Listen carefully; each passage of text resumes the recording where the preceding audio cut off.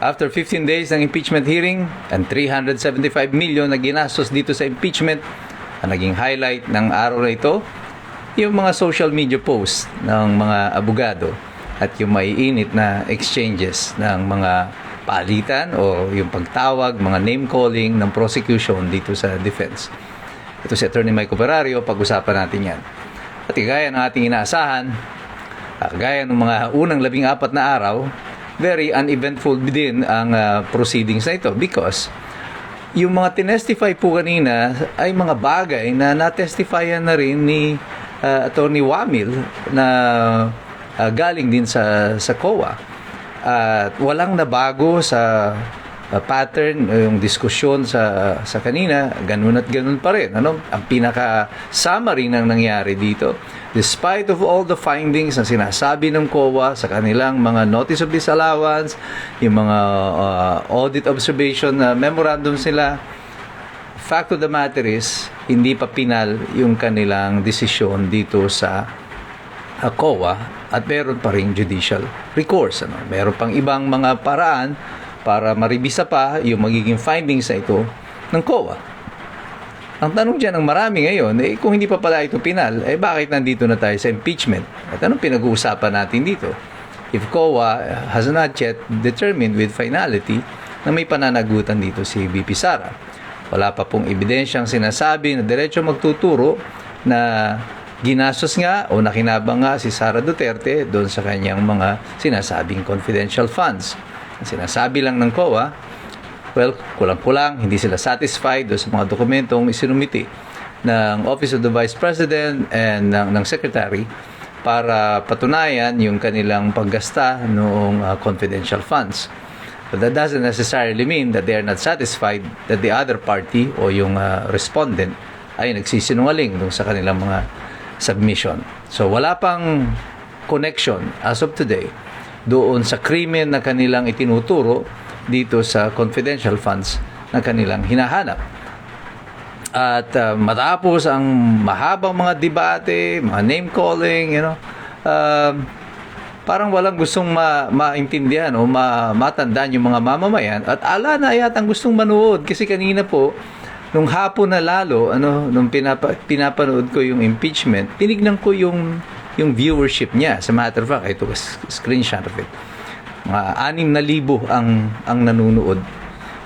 Biro mo, mula umaga hanggang hapon, nakarating tayo sa ganito, mayroong 6,000 taong nanonood out of 110 million Filipino people. Of that 110 million, alam niyo bang 85% ng mga Pilipino ay cellphone holders. May-ari tayo ng cellphone. So, napakalayo natin sa ibig sabihin yung may mga may cellphone hindi nanonood nung impeachment proceedings na ito. And kagaya na sinabi ko kahapon, the more the people are being disinterested, or they're no longer interested dito sa impeachment proceedings na ito, the more it turns against the prosecution. Hindi po ito pumapabor sa prosecution na walang nanonood dito sa proseso na ito.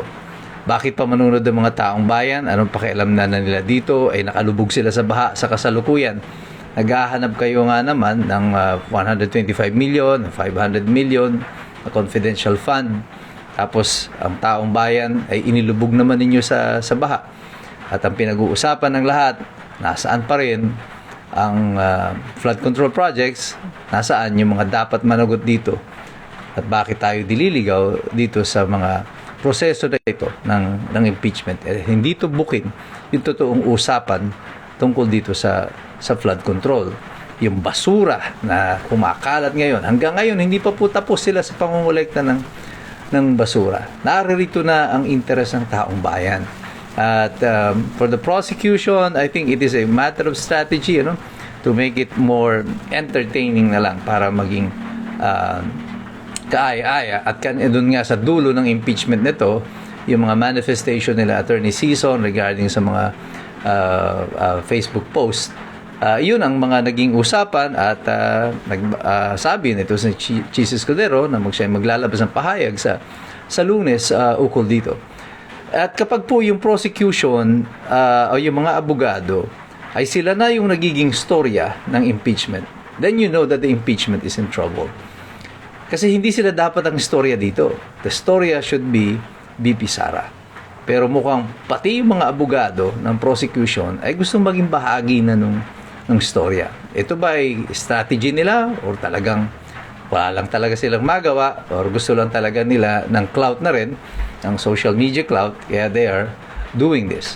At sana hindi po tayo dumating sa ganyang sitwasyon na ang impeachment nito ay para magiging showbiz na ang nag-aaway na ay yung mga abogado na at hindi na pinag-uusapan dito yung totoong mga ebidensya. Because inumpisa itong impeachment nito supposedly to get to the bottom of things. But after 15 days, you're nowhere near the bottom. Ang layo-layo niyo pa. Hanggang ngayon, palutang-lutang pa rin sa ilang ang ebidensya ng prosecution. Hindi pa rin tayo makarating doon sa gusto nila na puntahan. And I think, although I would say na just to be honest about it, si Attorney Ferrer, yung kanyang inexperience showed in this exchange, pero at least she held her own against Attorney Kapunan. Attorney Kapunan showed her yung kanyang experience, 48 years of litigation versus 15 years kay Attorney Ferrer. Si Attorney Ferrer was a little fidgety, medyo ninenervyos siya, medyo excited, high-pitch yung boses siya, mabilis siya masyado magsalita, and you could see her fidgeting with her ballpen, paulit-ulit, tapping it on the table or yung podium nung witness stand.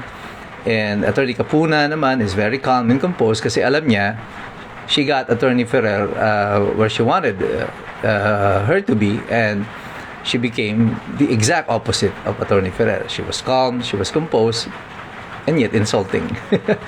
Iniinsulto niya ng pasimple si Attorney Ferrer, at dito pumasok na yung mga manifestation ng depensa ukol dito sa mga name calling, which I think really has no place. But I've been a young lawyer also once, nakaharap ko din na may mga veterano ng mga abogado. Minsan talaga may mga veterano ng mga abogado, hindi nila maiwasan na wanted to play teacher dun sa mga young lawyers. Pero bahagi yun ng trabaho na ito.